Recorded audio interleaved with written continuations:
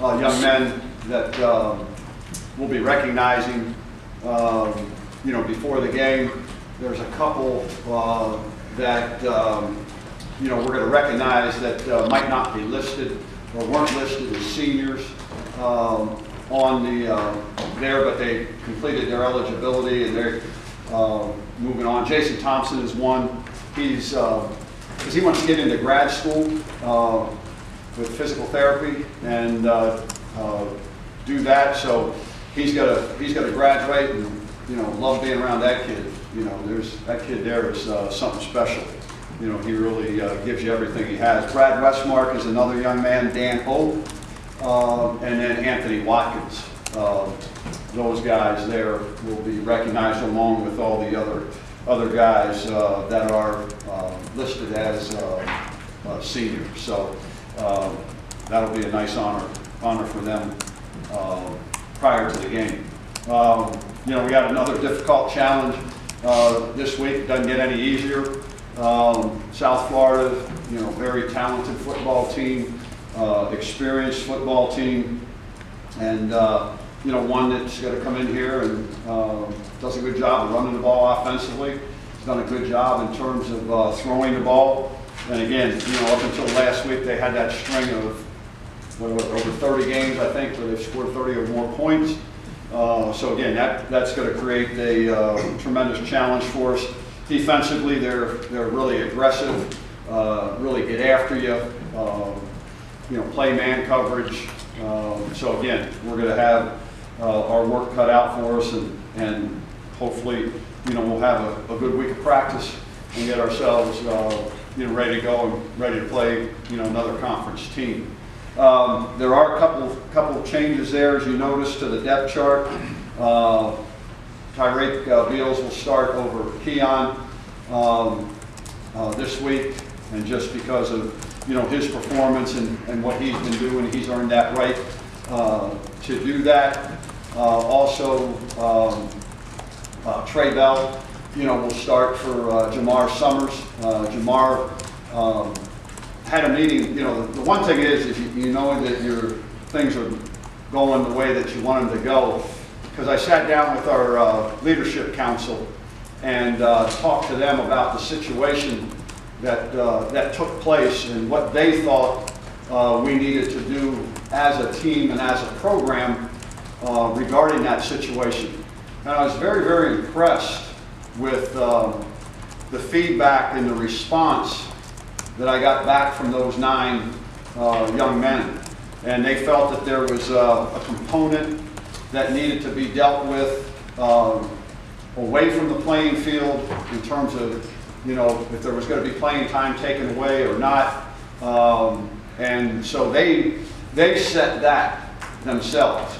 And, you know, I won't get into what they've set, but it was a pretty harsh punishment, or not, I shouldn't say punishment, discipline that they put in place for him to fulfill, for Jamar to fulfill.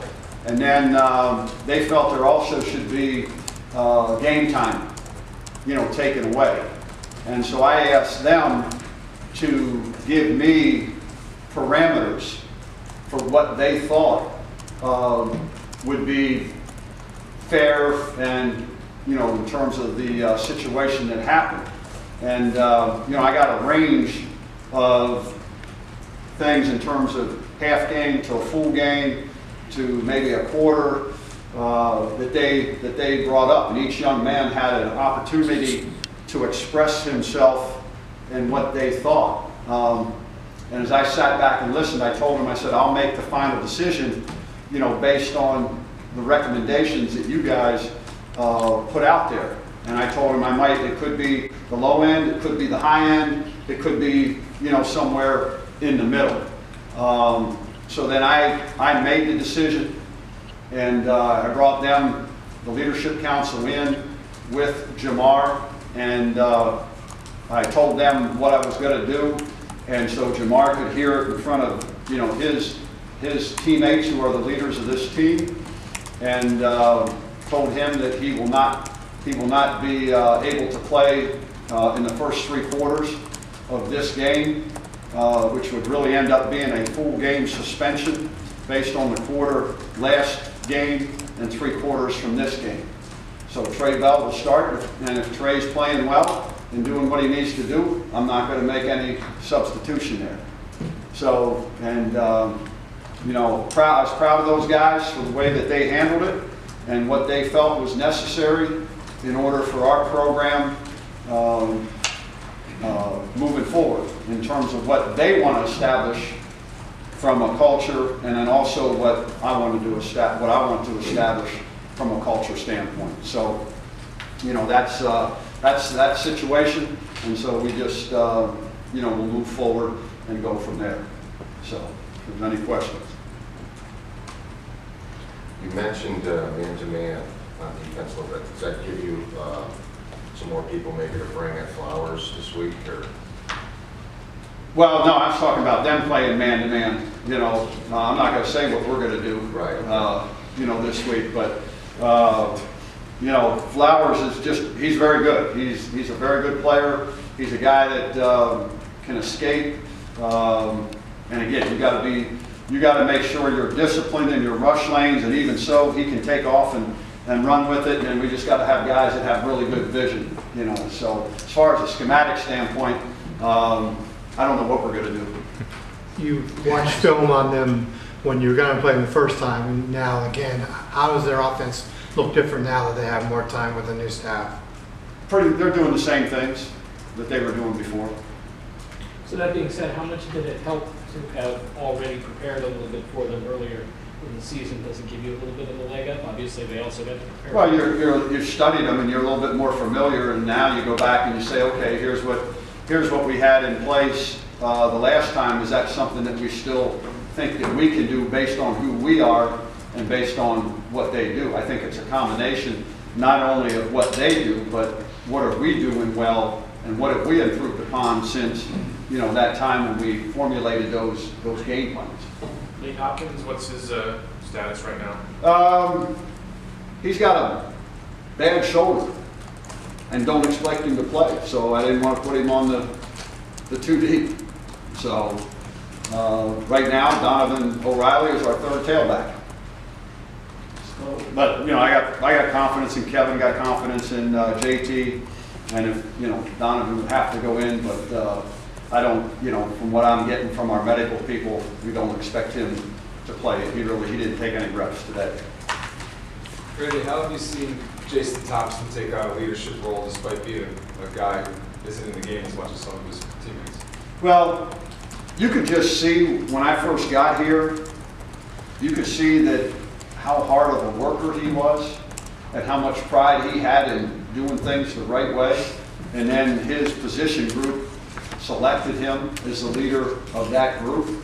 But then when you watch the kid, you know, go out and practice, he just goes hard every play, you know, and gives everything he has.